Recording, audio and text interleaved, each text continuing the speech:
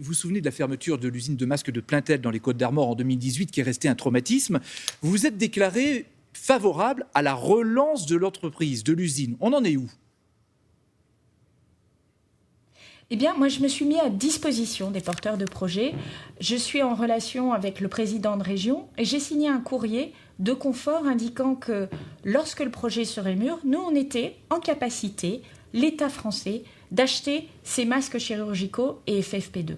Mais ce n'est pas le seul dossier sur lequel nous travaillons. Et je peux, par exemple, vous annoncer aujourd'hui que nous allons signer 4 de ces contrats dans les prochains jours pour relancer une production de masques chirurgicaux et FFP2 en France, avec 4 nouveaux entrants sur le marché. Ça veut dire qu'il y a 2 mois, on fabriquait 3,5 millions de masques par semaine, chirurgicaux et FFP2, et que fin mai, nous fabriquerons 20 millions de masques chirurgicaux et FFP2. Quand vous dites ça, des nouveaux entrants, c'est-à-dire il y a 4 entreprises françaises. Notre objectif, c'est d'être à 50 millions.